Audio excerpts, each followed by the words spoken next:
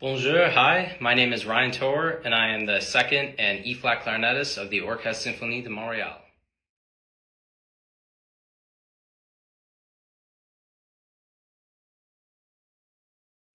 My journey with E-flat clarinet began in youth orchestra. I'm from the suburbs of Chicago, and I was in the Chicago Youth Symphony in high school.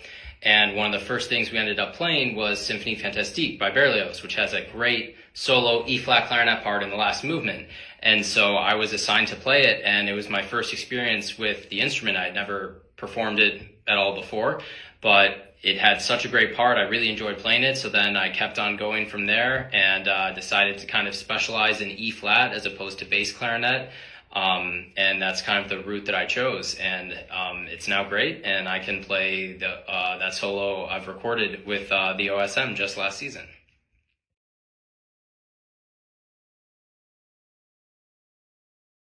I've never performed as a soloist before on the E-flat clarinet, but I can speak on playing it within the orchestra. Normally when you do play E-flat, you are playing very up high or have lots of solo passages, and so it is a solo instrument within the context of the orchestra, sitting on stage with 90 other players. And so I think one of the biggest challenges for E-flat clarinet is to match pitch up high, especially with the piccolo player. That relationship in an orchestra is very important between the E-flat clarinetist and the piccolo, as well as having a really nice, beautiful sound. The E-flat can sound very harsh. It's kind of piercing sometimes, and you're playing up high in the stratosphere. And so to have a nice, beautiful, round sound with good pitch is, I think, one of the hardest things to do on the instrument, bar none.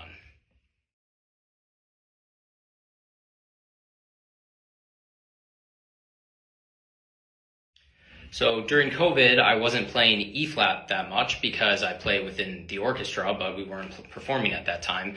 And so one of my favorite things to do to keep my E-flat chops up was I went back to the Rose 32 etudes, and I played all of them through on E-flat instead of on B-flat clarinet. And to me, that was rather fun to play this kind of etudes and music on the E-flat, which normally I just perform within the orchestra, so I know lots of orchestral repertoire, but to apply that to etudes, it makes your overall playing much stronger. And I highly recommend to everyone to go try and perform on their auxiliary instrument, whether that be bass or E-flat, on standard etude books.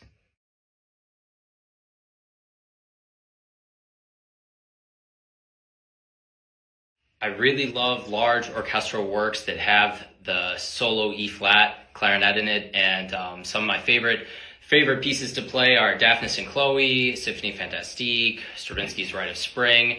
I also really enjoy any Strauss, Mahler, or Shostakovich that has E-flat clarinet in it. Often it's a solo instrument, solo part, lots of nice things to play, and to me that's a little more exciting sometimes than playing first, is playing the exposed E-flat clarinet part. And so I really enjoy that in those composers in particular.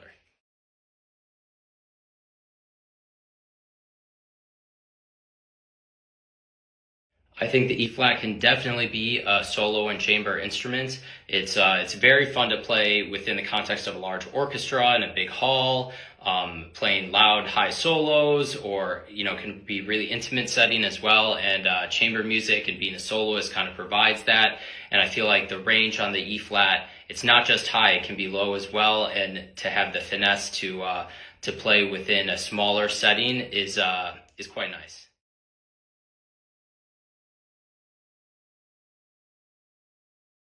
So I'll never forget a lesson I had. I was a fellow at the Tanglewood Music Center one summer, and I took an E-flat clarinet lesson with Tom Martin, who's the E-flat clarinetist in the Boston Symphony. And he said a great quote that I'll always remember, and he said, "The E-flat clarinet is like the middle finger of the orchestra." And for some reason, I just always remember that, and I kind of love that.